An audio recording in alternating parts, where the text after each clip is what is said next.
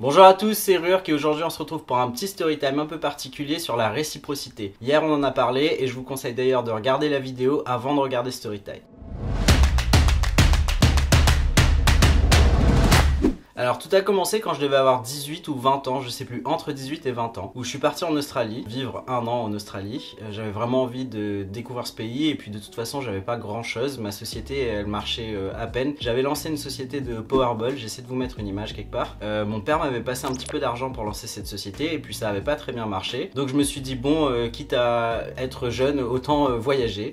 Donc je suis parti en Australie et j'avais déjà quelques sites internet, quelques sites affiliés, où en gros je vendais du trafic à des sociétés et ça marchait un petit peu. Je faisais entre 1300 et 1500 euros brut, donc moins les charges c'était 23%. Vous voyez un petit peu, j'étais pas riche mais j'estimais que j'étais bien, sachant que je n'avais pas le bac etc. Moi j'étais déjà content de pouvoir sortir un petit 1000 euros par mois. J'avais mis un petit peu de sous de côté et puis du coup voilà, je m'envole pour l'Australie. Je prévois de rester un an et puis mes sous de côté étaient évidemment pour la caution de l'appartement etc.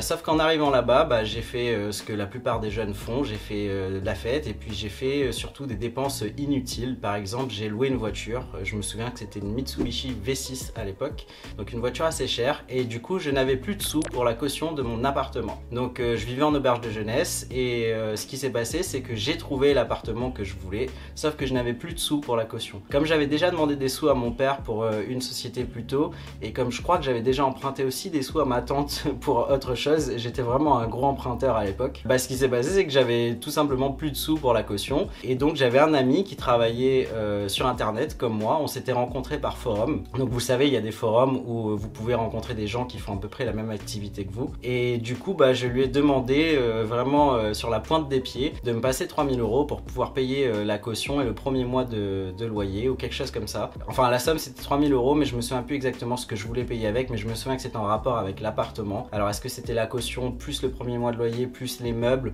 ou quelque chose, je ne sais plus. Et j'avais prévu que le remboursement allait être plutôt long, puisque avec mon petit salaire il allait falloir que je trouve un métier à côté. Et bref, cette personne elle s'appelle Alban et il m'a prêté 3000 euros sans même réfléchir. Il m'a fait un PayPal je crois à l'époque, et puis j'ai pu emménager dans mon petit appartement.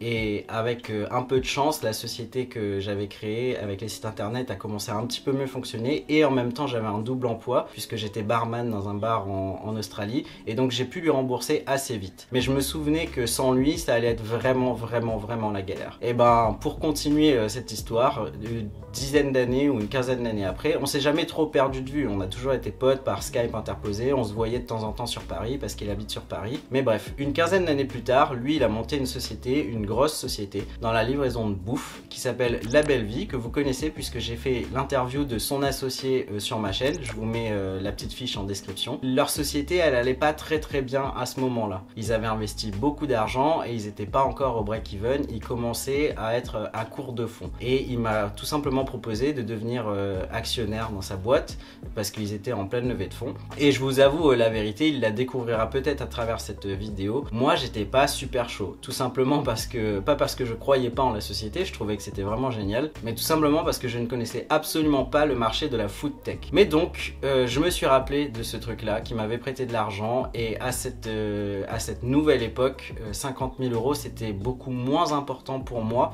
que les 3000 de l'époque.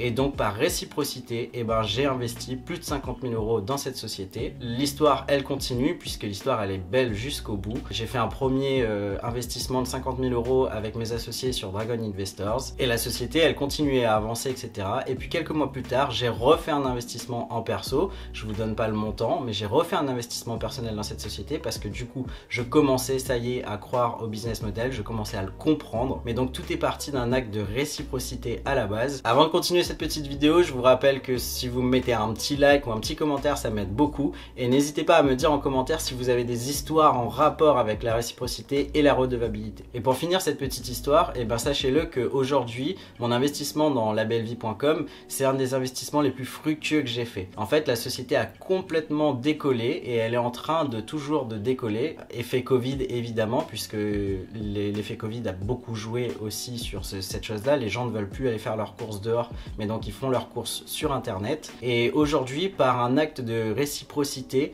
entre guillemets, bah, j'ai aidé un ami à maintenir sa boîte pendant un certain temps quand il en avait besoin. Lui m'avait aidé quand j'en avais besoin. Et non seulement je l'ai aidé, mais en plus aujourd'hui, la vie m'est réciproque puisque la vie m'a rendu cet investissement que, je vous le rappelle, j'ai fait pas à contre-cœur, mais vraiment par réciprocité. Je l'ai fait vraiment par réciprocité. Et aujourd'hui, bah, la vie me l'a rendu puisque mon investissement a été fructueux et il va me rapporter de l'argent dans un futur proche. Donc voilà, c'était vraiment une petite histoire que je trouvais vraiment bien pour imager le principe de la réciprocité, le principe de la redevabilité. Quand vous aidez des gens, moi il m'a aidé quand j'avais 18 ou 20 ans, aujourd'hui j'en ai 34 et je crois que j'ai investi dans La Belle Vie il y a à peu près 2 ans. Donc ça a mis quand même plus de 10 ans à ce que je puisse lui rendre l'appareil. Et pas les 3000 euros, puisque les 3000 euros, je lui ai rendu tout de suite.